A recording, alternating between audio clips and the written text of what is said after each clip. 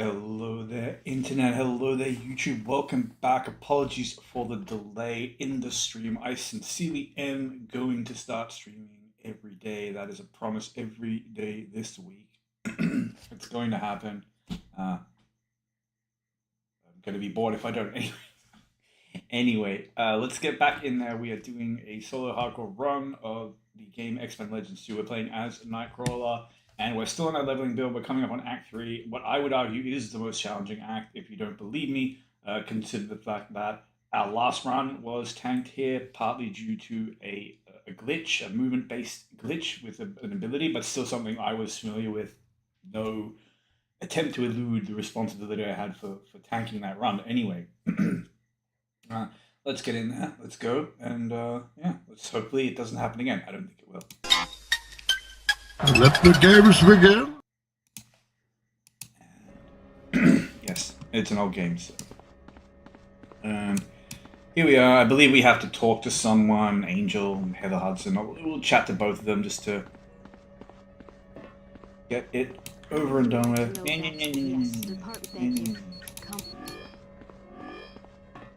But the EXP is nice. I'll take it. Lovely.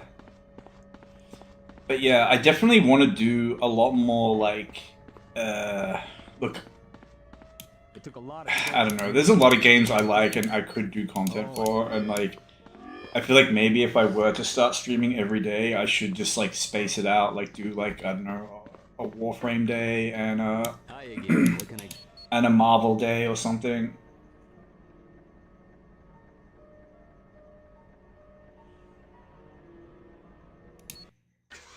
I'm also like just a little bit stoned, so yeah, things like that long pause. Well, you couldn't see me, but I was just kind of staring wide-eyed at the screen, head empty. That is explainable. Wait, okay. I've been playing this game for over 2 decades, and I still get lost. Anyway, let's go talk to this bozo. Oh, did we already talk to this? But alright. Okay, game. I get it. I'm stupid. It's fine. I can accept it. But yeah, I don't know. I like Diablo, Baldur's Gate. You know this.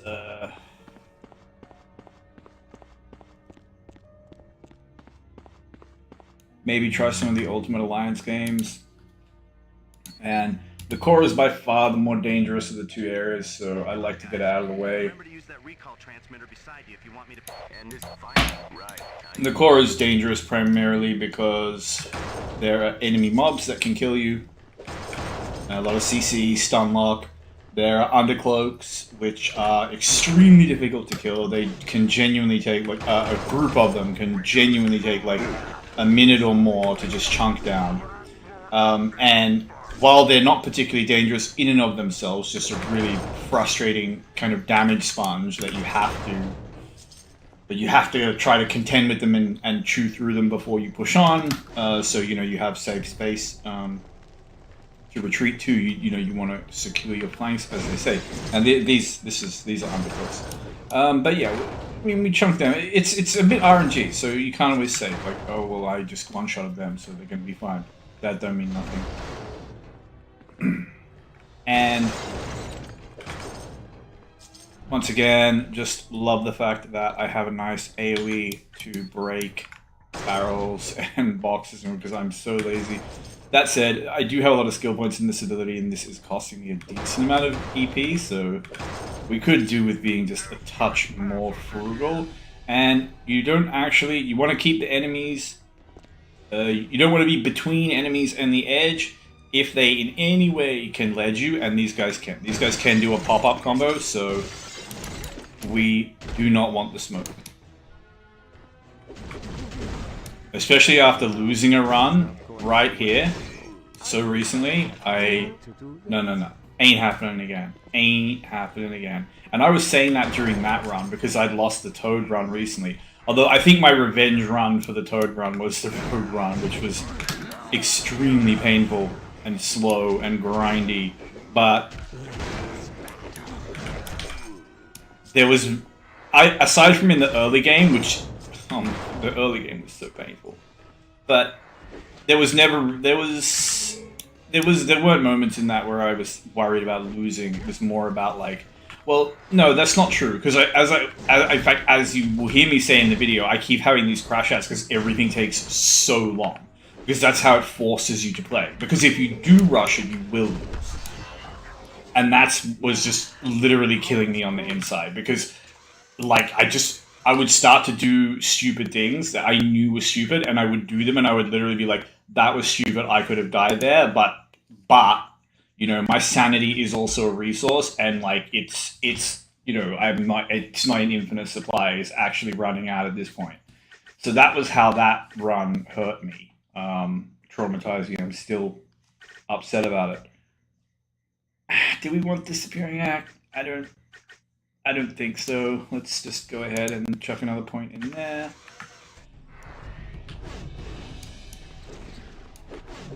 But yeah, so these guys are dangerous primarily in that there are things in this game that are, just by existing, they get phenomenal value. So, enemies that protect other enemies, like with the protected by minion quality. And this should be safe, even though the pit is behind us, just because, yeah, we just cut through them very quickly. But as I was saying, so they're protected by minion quality, so if there's an invincible enemy protecting its minions, well, the minions ain't gonna die. But also things like the radiation or EP drain auras that, you know, it's the first thing you must hard focus at, because it's just going to drain your life. This is really dangerous. Let's just ult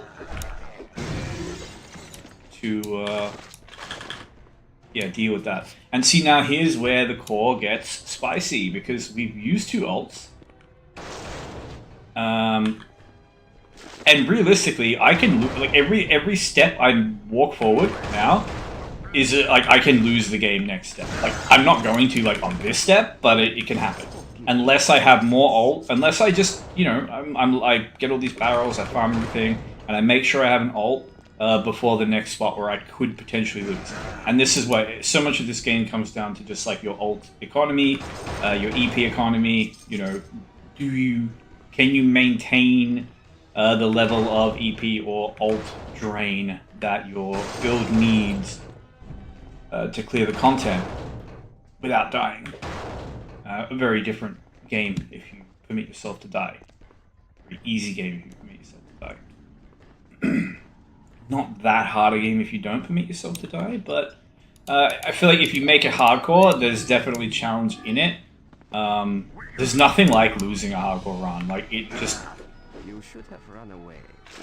It really bites. Now, so if they had a really dangerous ability, but at that point my only choice, and so this is something you can do on Nightcrawler, is you can just, like, I can't actually do it here because it's like an...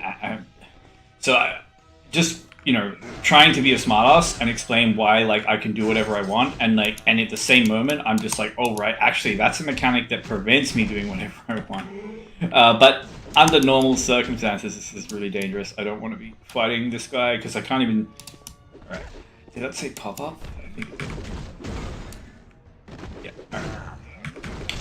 Anyway, didn't want to be fighting that guy near the pit. But yes. So under normal circumstances, it would not be too difficult to kite away from a very dangerous group as Kerr. And you know, if necessary, literally blink portal back to town, teleport somewhere else, farm that extreme token, come back, take the fight. That's, you know, those are things you won't do if you permit yourself to die in the game. If you permit yourself to die, you can properly limit test. That's why, like, so many people I knew over the years who would play Diablo 2 and they would, like, or Diablo, and, like, their third character would be a hardcore character, and it's like, you don't know enough. You're just gonna die. You should have run away. In that game, I think it's good to, like, play your non-hardcore characters as if they are hardcore characters. And if you do that, death should be very rare. and then you can start sort of saying, oh, okay, look, so even when I'm playing safe, even when I'm being very careful, it's tough to know exactly how dangerous this group is, but let's not take the risk. You should have run away. Nice donkey noises. And look at that, we got an extreme back, so the situation's fairly decent on resources. But yes, I completely forget what I was just like yapping mindlessly about. What the heck was I yapping about? Ah yes, Diablo 2. And playing hardcore. So it's like, it's just one of those things where it's like, when you get to the point where you can say like, oh, okay, I've had this character for, I don't know, a month or 3 months or something, and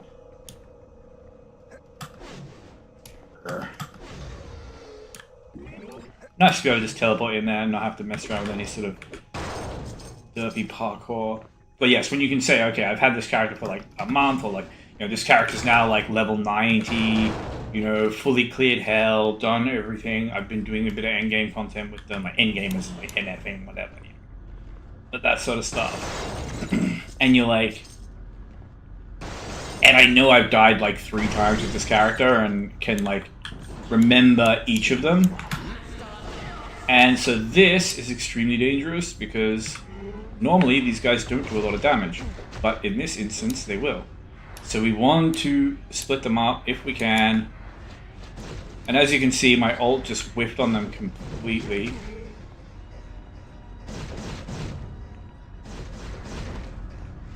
This is good. We got this one isolated. Now I want to look at myself.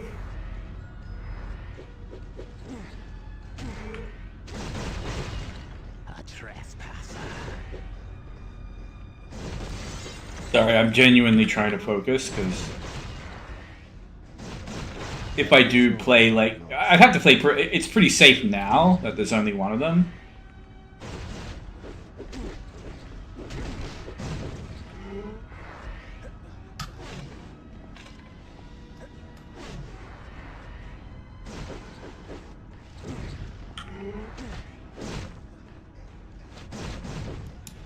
And so, like, this guy, he can go near other more dangerous mobs and massively enhance their damage and, you know, kind of just be impossible to snipe out of the middle of them and so on. So you get a real clear example there of how those guys can be very dangerous. The guys with the hammers are primarily dangerous because they can pop you up and they can stun you, and they use the stun combo a lot, and it's very easy to get chain CC'd by a mob of them. Especially if they have something like a combo shield, or, you know, a protected by leader, protected by minion type ability. This is, we may actually just have to teleport past this, just like because it takes so long to actually kill them, but let's see.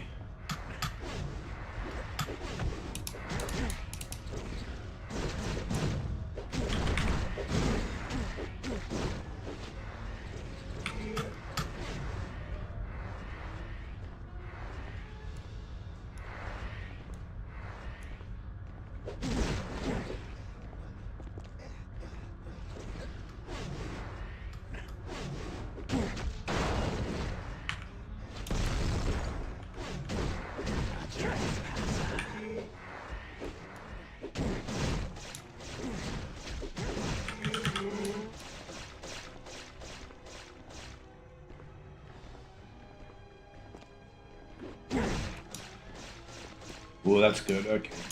Should have been using the bleeds from the start. The bleeds also make them kind of play weirdly passive, which kind of necessary. As you can see, they actually can chunk you pretty decently if you get hit. Got it.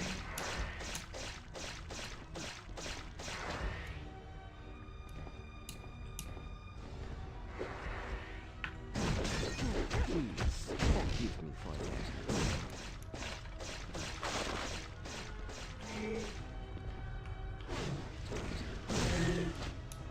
Very nice. And the rewards for our persistence are actually, from what I can see, some quite decent items, but possibly not actual upgrades. So what about this one? Nothing really. Visionary is mental, yeah. Okay, actually, I think I might have misread what we had. But either way, nice whole items drop. But there are still more of these jokes in here. See what I mean by, like, it takes a long time to chunk through the mobs.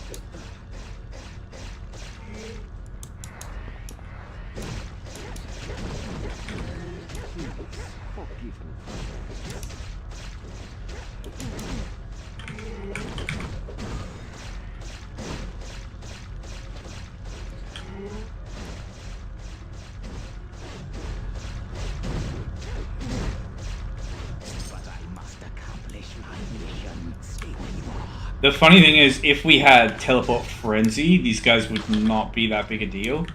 It really, really deals with them nicely. It's just like, you can't have it by this point. Like, on your second playthrough, yeah.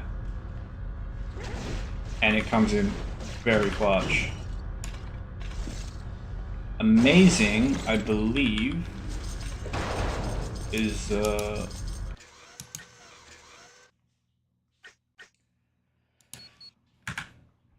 plus 15, that's quite decent. And this is radiation electricity. Tough to say. But we don't need it yet, so we can't even use it yet, so no need to try to rush to a decision. But anyway, so talking about why the core is difficult, the core is, I mean, I didn't even finish my thought about freaking hardcore mode in Diablo.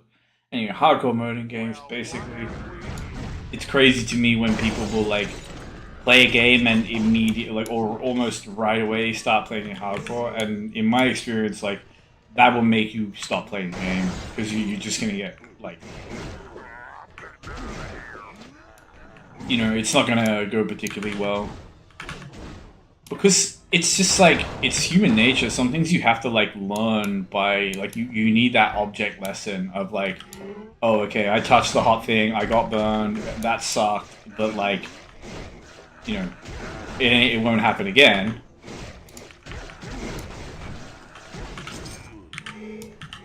And it's just like that. It's like sometimes you actually have to die to learn what kills you.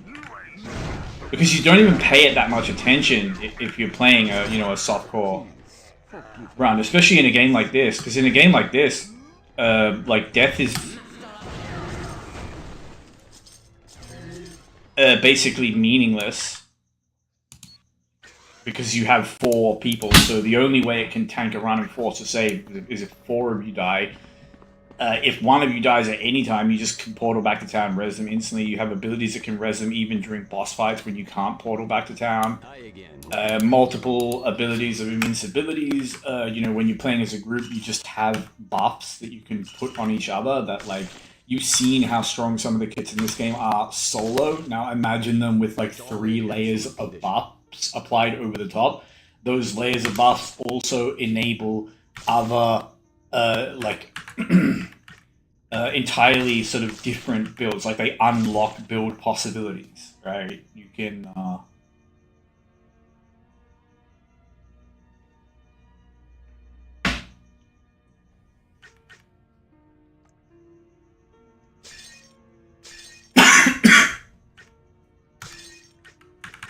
you can do things that you typically wouldn't.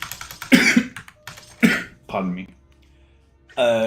Often based around the main limiter in most builds, EP economy. So when you play in a team, there are ways to essentially mitigate or ignore that, so that abilities essentially freely return EP when you use them, and it is a stable economy, or just don't cost anything. So as soon as you unlock those powers, which are unlocked, like, pretty early, like level 14 or something, you basically just break the game completely. Because when you're not using energy, you kill like, when you're using as much energy as you want, it means you're spamming your abilities. Your abilities are what allow you to do effective damage. That means you're killing stuff faster. It means you're getting a higher clear speed. It means you're getting more stuff is dropping. And because you're killing stuff faster, it has less chance to damage you. Use that health potions. Use those EP potions, because obviously you're not using EP at all. So what is mainly going to drop, and what you're always going to stay flush on, are extremes. And extremes there as your kind of panic button, your your win condition, your I don't like this, make it go away instantly, please, or this could kill me, no it can't, ha ha ha, I'm invincible, type all that sort of nonsense that just like means you cannot lose the game as long as you have those buttons to press and have the resources to press them. And when you're playing with 4 people, like you have the resources. You don't even need them. You're so strong, like nothing kills you. There are ways to make your teams that are functionally invincible, like without even using extremes. You can have like Magneto tank for you, and have Juggernaut in the group putting like Cyttorak shield on, and that's it. Magneto is functionally invincible at that point. He could just stand in the front line and face tank like Sugar Man on hard difficulty or something. Like really high burst, doesn't matter. Even on his own base kit, he's capable of being completely invincible to projectiles and range damage, which is all the bad damage in the game. Basically, that's the scary damage. That's the stuff that will kill you.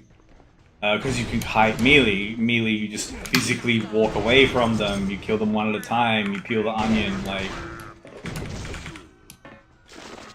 I think that's got to be the case in like. Is there any isometric type game like this where melee enemies aren't kind of trivial? Even in the Baldur's Gate and Icewind Dale series, like if you were a full sweaty min-max, or if you were willing to like, endure the cost to your sanity points of just kiting everything, like you could kill pretty much every melee enemy in that game with like just a non-magical sling, assuming they weren't immune to non-magical bullets, and you could do that with like a class that does 4 damage with a shot and only hits every 6th shot and only gets to attack once per round. A round is 6 seconds, by the way, in that game. So, so we're talking about like only getting to do a damage instance like once every, I don't know, maybe half a minute or something, and it's going to be between like 1 and 4 damage. And there's things in that game that have like 100 hit points anyway. But the point is, you can kite. And I'm trying to think of a game like this where melee enemies aren't kind of trivial. This game, I will say, did I mess this up somehow?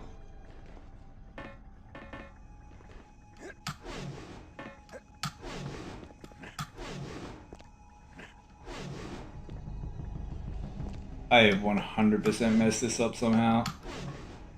No, I haven't. Wait, have I?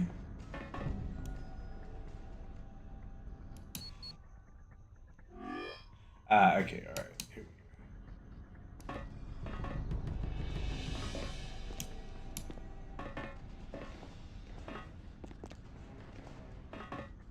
I had done this like kind of ass backwards anyway. I've kind of been yapping and I've been focusing more on that than on the actual gameplay. But I suppose that does just speak to the fact that even with his leveling build, Kurt is pretty strong. He gets the job done.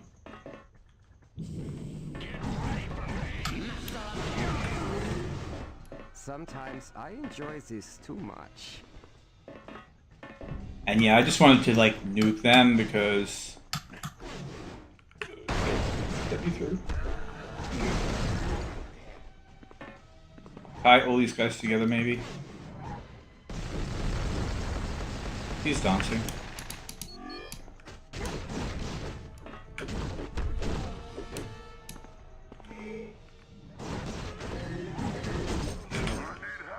Please forgive me for that. Yeah, as you can see, we're getting through. We have a strong ultimate. It kills stuff. That is scary. We have good damage.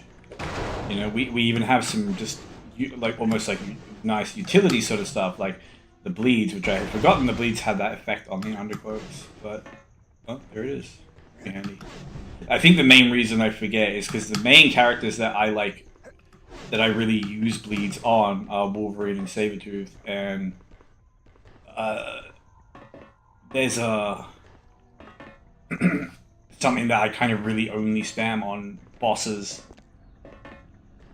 as part of a kind of kill combo that they have when you just want to like absolutely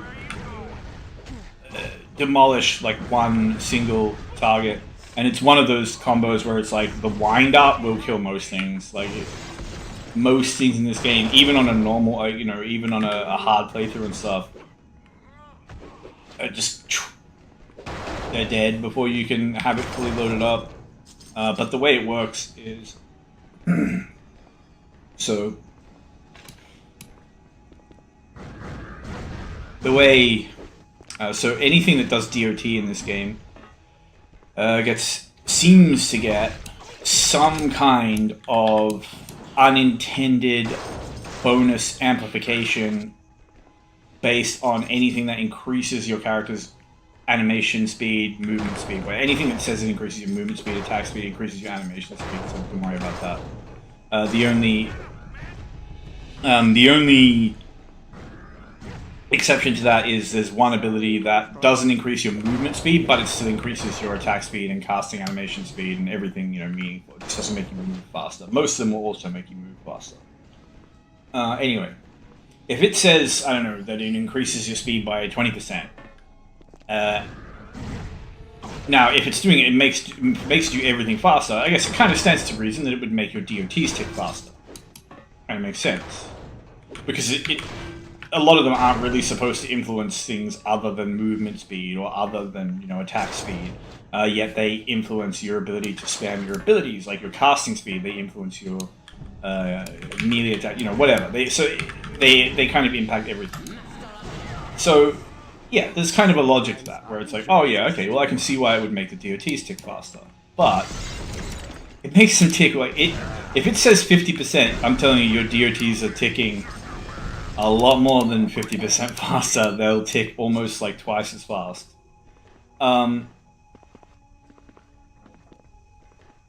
Anyway, now Sabretooth and Wolverine not only have a bleed ability that is just like pretty decent in terms of its damage, but they have two ways of increasing their attack slash movement slash animation speed. And both of them kind of scale with each other. So, yeah. It's this extremely overpowered tool. But then they also have an ability that essentially applies like a debuff that causes enemies to take more damage, which, you know, so here we don't want to put these down because it's going to cause us to take a DOT.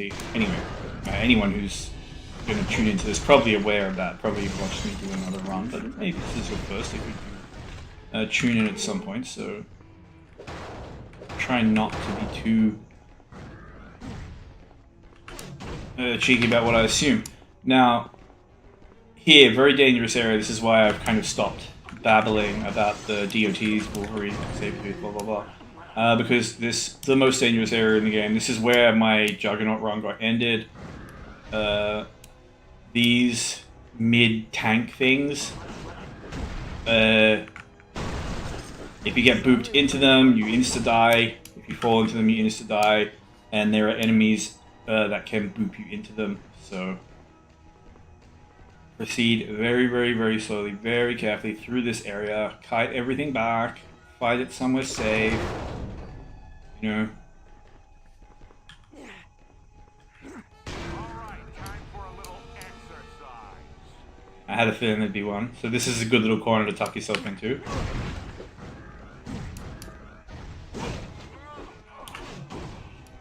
I feel so nervy about using teleport, even though it does, you know, auto aim, and it shouldn't throw me off the map.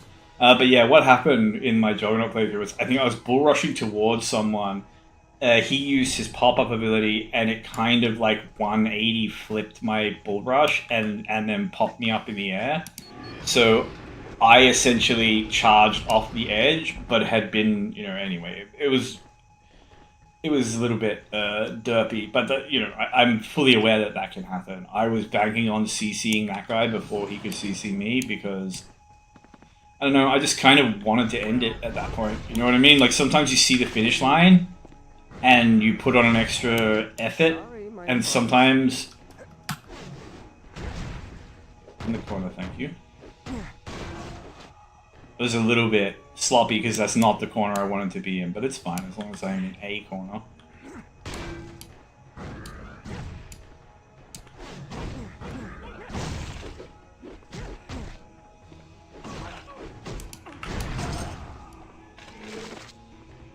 I'm telling you, I'm getting nerves. Like, just being on the wrong side of that guy gave me nerves.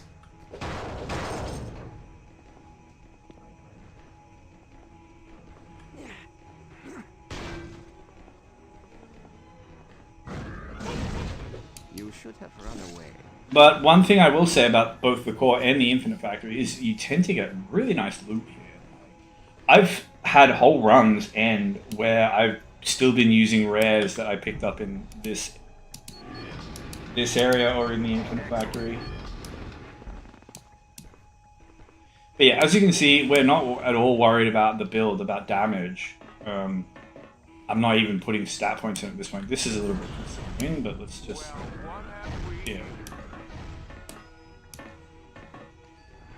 Thank you. Be very careful with that initial slam. So you can bait the slam out and play around it, as you can see. Like the last thing you want to be doing is kiting around an area where you can get ledged, basically. Okay, we're going to go activate the reactor. And we've cleared one side. And I'm telling you, this is the most dangerous area in the core. I've lost many runs here, I know it. I can think of I lost one of my earlier Colossus runs here, and you know, full reset back to Act 1 Act 1 Quest 1, because at that point I was like, you know, I actually want to do this and demonstrate that you can do it all cleanly in one run.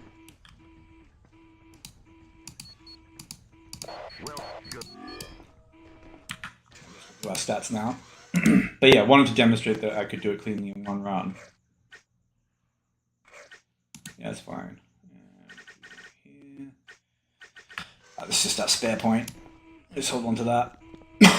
But yeah, so part of that was that I wanted to do a demonstration. And the last few runs have actually been challenge runs, and I don't think you should restart a challenge run. I think, like, maybe do it again at another time, you know? Yeah, because it's a challenge run. You failed it. That's fine. It's okay. You can come back and try it again. But the other thing is, challenge runs are typically a little bit grindy. They necessitate a different, you know, usually some kind of suboptimal gameplay style. And, you know, you've probably done a lot of grinding. And the last thing you're going to want to do is, like, go back, Act 1, Quest 1, when you already know how slow it's going to be. You know, like, if I died during that rogue, not a chance that I would have done that again. The Toad one, I was very tempted. Very, very tempted. Because I know that build can hack it. And you know what? I suppose...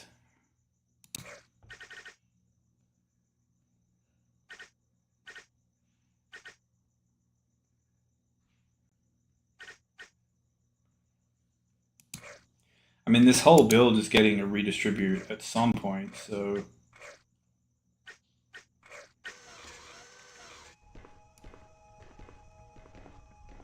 when we unlock Teleport Frenzy, which I think... where is it? Hold on.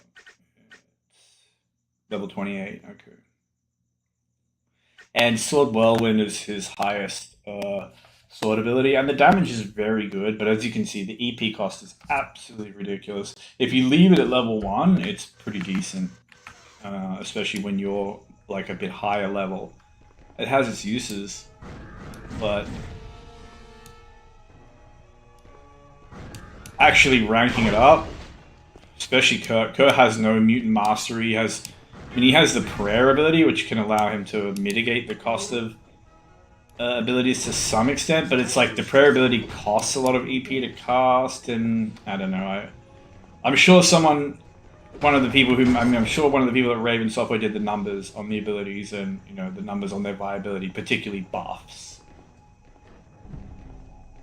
I'm sure they wouldn't give you an ability that's supposed to save you energy that actually ends up costing you energy. But you also have to remember that these are scaled for, especially if you're buffing. So it's scaled that you're buffing 4 people rather than 1 person. So it's like, yeah, it might cost Kurt. It might put Kurt in negative.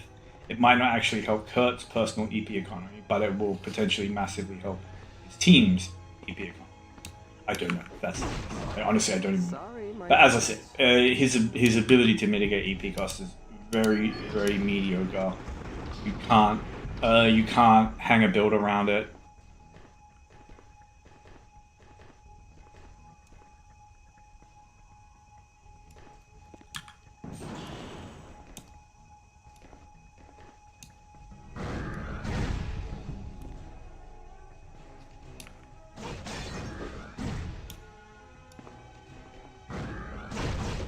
Please, forgive me for this. Alright, time for a little exercise.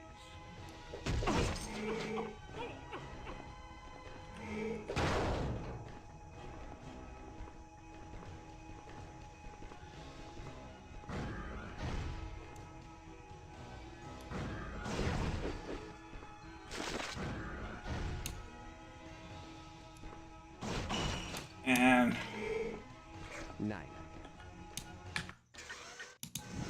alright, guess I'll go sell some stuff.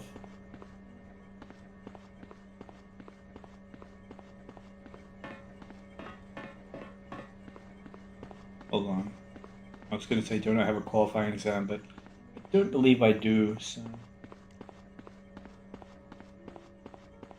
Ugh. I'm just all over the place tonight.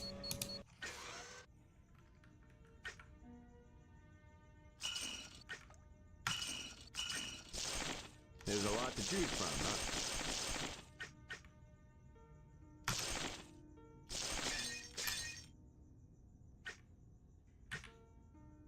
Ah, okay, I can use that now. Good. So.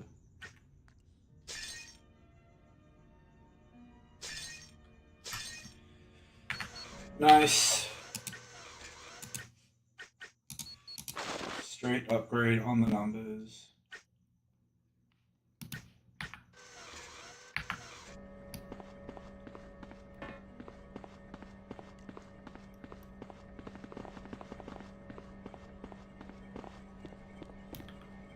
So yeah, we're coming through the area that makes the core so dangerous.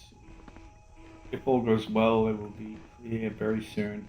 The last thing that does make the core dangerous is the boss, the Act Boss of the core, Sugarman. If you don't have iframes, he can just kill you. He does a lot of damage, and it's not like a stun lock. So he knocks you down. He has a combo where he walks forward, swinging his weapons, and if he hits you, he knocks you down, which means you eat pretty much all the follow-up shots. And I think it's 4 shots. And those 4 shots can just flat 100 to 0 and you die. You cannot sustain through... You can't tank him with potions, basically.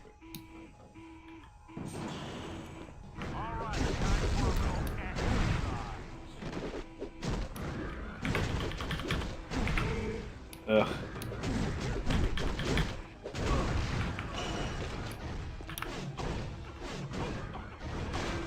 You should have run away.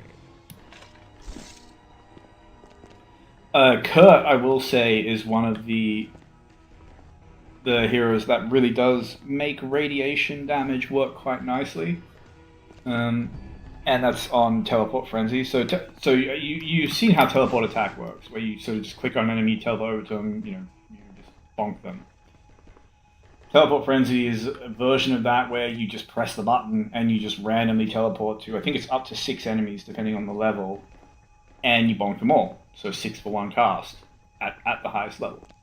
It also stuns everything you bonk, and it does significant damage. And if there's one enemy, or if there's less than the total number of enemies, so if there's one enemy, it will bonk that enemy with your like full number of bonks. Let's say.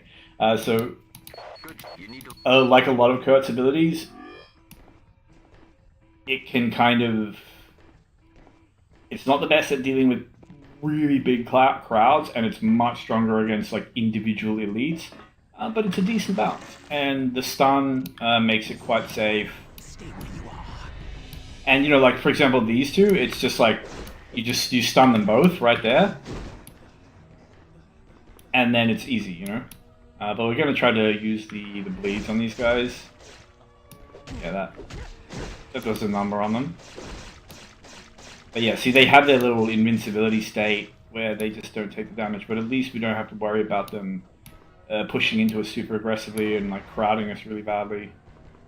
And I do want to play safe around these guys because they can use combos, and it's rare, but I think they can pop you up. They can certainly knock you back, so we don't want to take risks there. We should be able to pick the little guys up, yeah, and dispose of them neatly.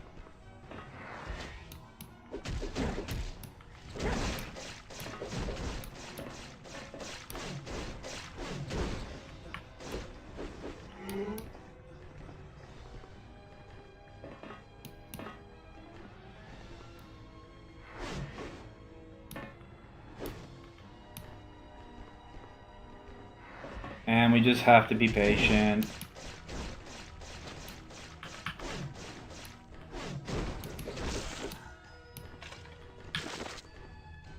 And, you know, this is one of the grindiest areas in the game, this particular corridor, but the EXPs are very good. You can get good items dropped. It's definitely worth clearing it out. Especially because it really is just grind. Like, it's not, you shouldn't die here. You know, going in is potential, you know, especially more from player error, very likely, jumping around it or using abilities that, like, even, I'm very nervy about even using this around it because you can get glitches. Sometimes you'll glitch up over a rail, it just happens.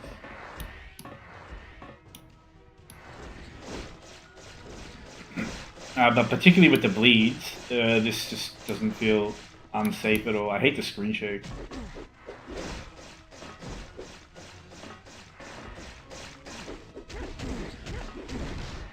As you can see, if a bunch of them lay into you, like, they can actually start to kind of weigh you down a little bit.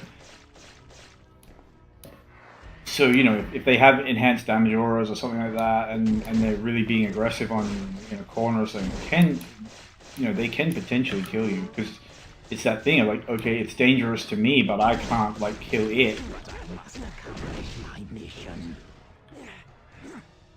Damn. Well, that works.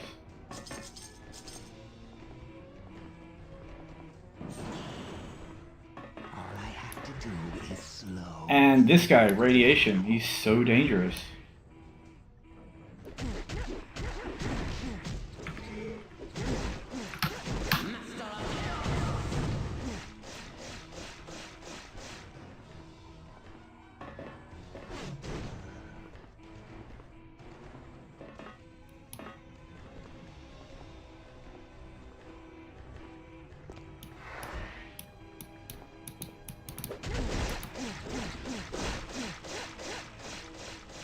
Luckily, we can make him run away, which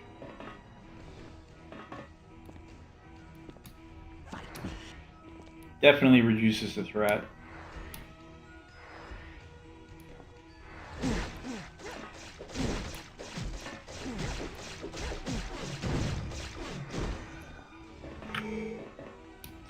Down.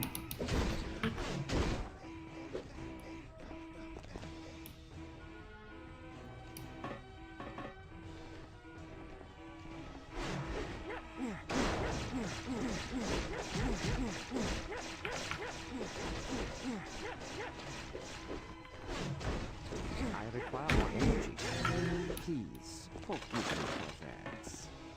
Incredible is very good. Probably worth a look. Let's okay.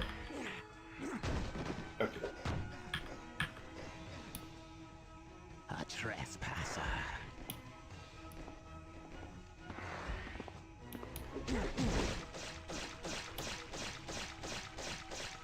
Last one.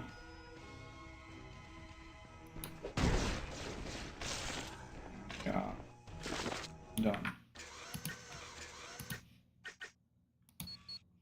Yeah, decent.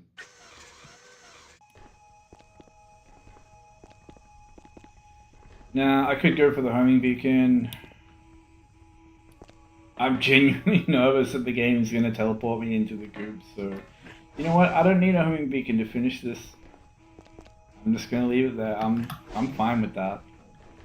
I'll take the coward's way out. I mean, it's taken a couple hours of gameplay to get to here. The last thing I want to do is throw that away. Anyway, coming into the boss area now. And the last kind of challenge of this area. But it's not going to be a problem for Kurt because we have Master of Chaos. So, you know, the one thing we have is good damage.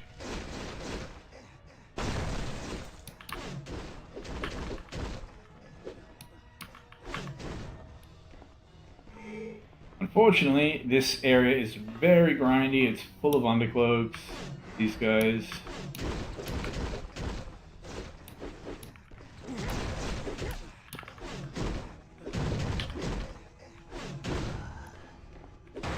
And when there's just one, you just kind of crowd them until they fall over. It's a easy game, easy life moment.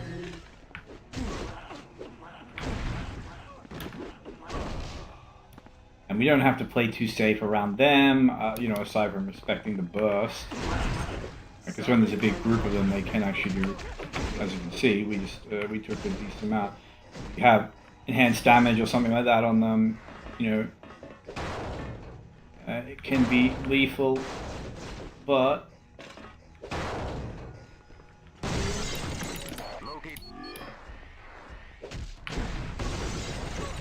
I'm mainly playing for speed here, trying to clear this in a timely way. Please forgive me for that. But also, you know, I don't want to leave all these enemies behind. Just ignore them. Because, I mean, it's also just the fact that those guys in particular, if you do ignore them, you know, and then something bad happens, then you come up against it, and then there's a group of those tyrants, and they all have, they've got enhanced damage or something, and it's like, and you need to kite. But you're kiting back onto space that you haven't cleared. You've been running for, like, that's when you die, 100%.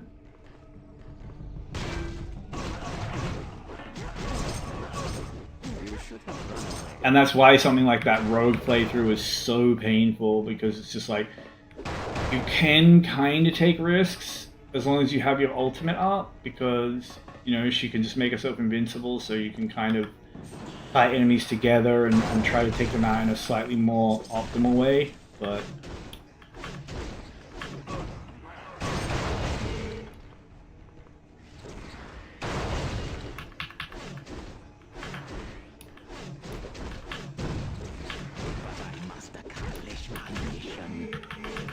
it's like when there's only one of them, we don't need them to give us space. The best thing we can do is just spam teleport attack.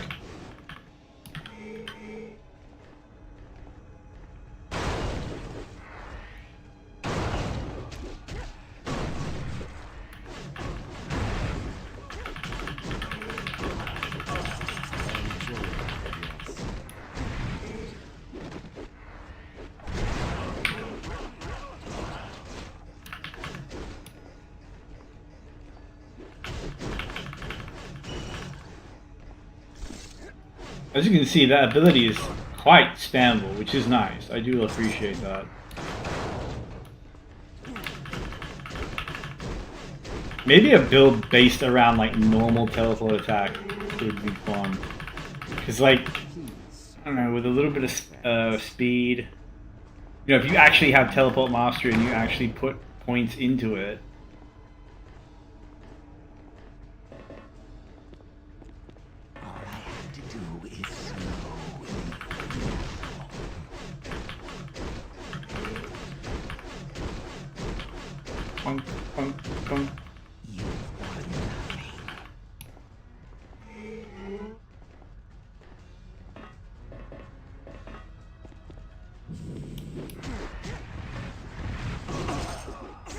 Sometimes I enjoy this too much.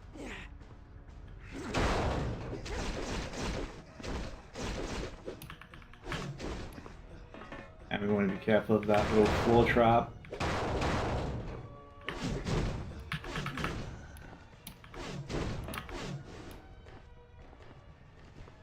Yeah, because he's so good at just chasing them and crowding them with the teleport attack. It's like, as long as you're hard spamming on them, like the odds of catching them when they're not like iframe, you know, when they're not with their damage reduction state, pretty decent. And a little bit scary.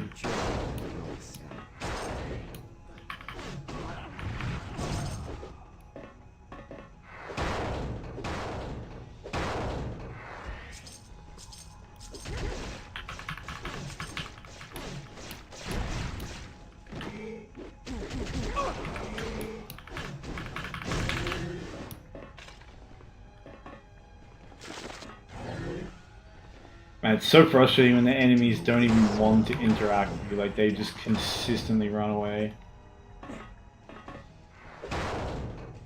But maybe we can kite a few together and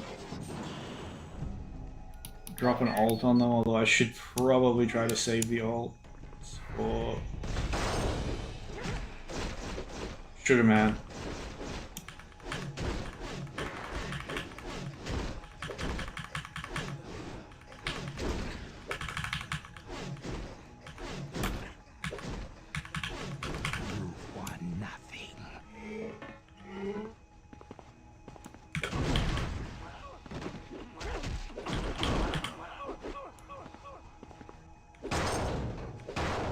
And energy getting a smidge low, but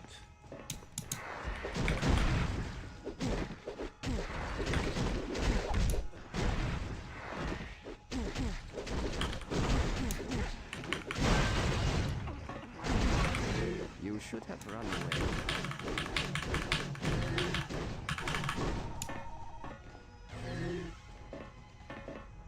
yeah, honestly, can't even complain about the clear time on the undercloaks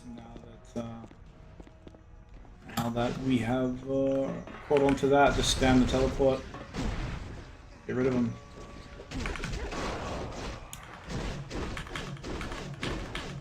Very, very EP hungry, but it's fine. I'll go back to this shop to buy more EP potions if I need to. And obviously I do need to.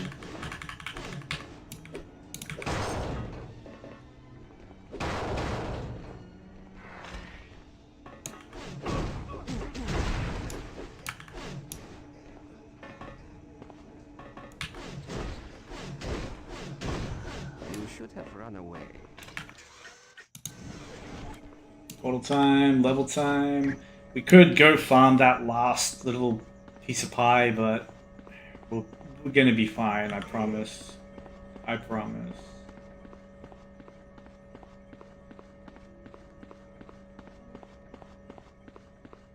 I just did the full loop again.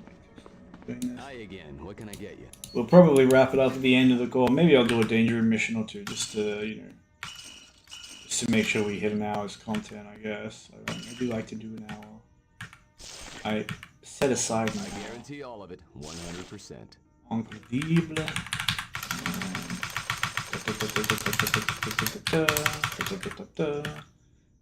Bonus skill point. That's like all African monies, but good. You know what we could do? We could also just go to Chow, and we get the bonus skill point anyway, plus a bunch of goodies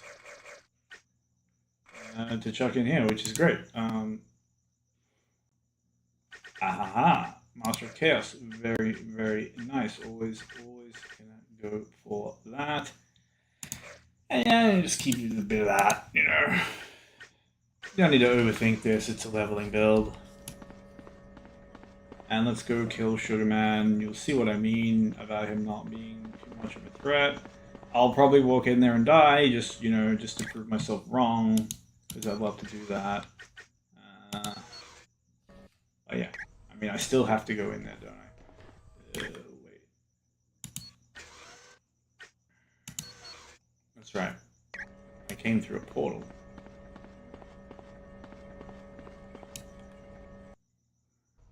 Pay no attention to the idiot behind the curtain. Alright. Here we are, Sugar Man.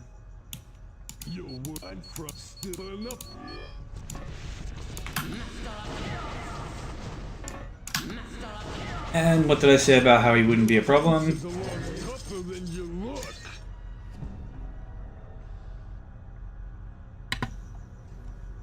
Okay.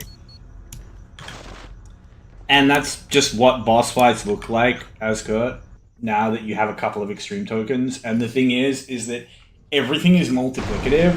So it's like, as Master of Chaos gets stronger, it does more damage, but it hits more. So you're getting an extra hit that also does more damage. But then as you level, you're also getting more extreme tokens so you can cast it more.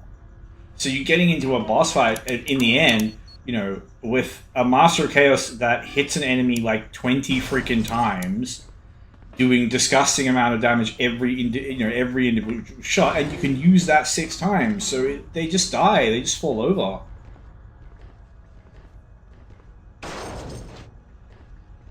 And we're gonna, break all this stuff. Hopefully, get our extremes back, so I don't have to be going into the next area with nothing when we go to the Infinite Factory.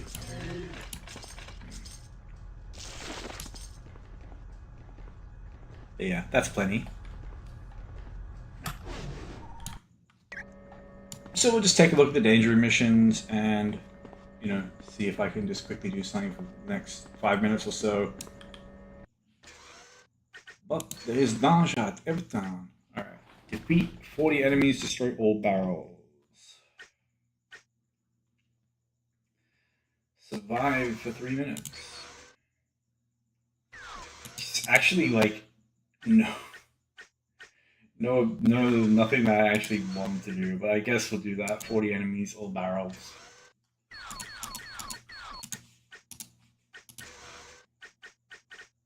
Where is he? Where's my firstborn? There we go. You may now begin your course.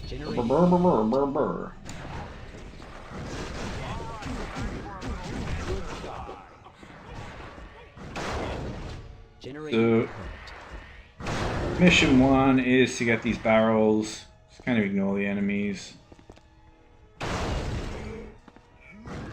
We're on a timer here.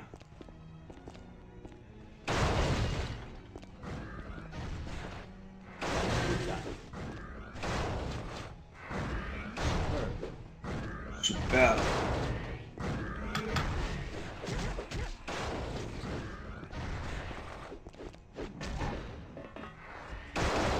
Alright, what about guys at?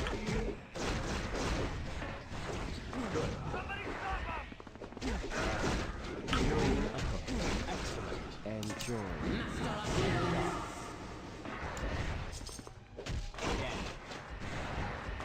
Generating a point. It's tapping. It's fine. Divine Blade's more than good enough to just add clear.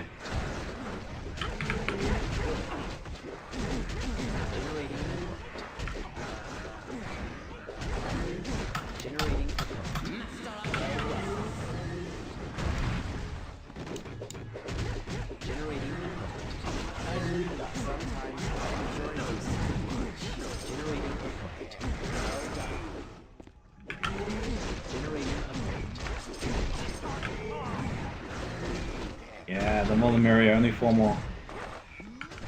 Excellent job. And we're done. You have completed all course objectives. Get the door.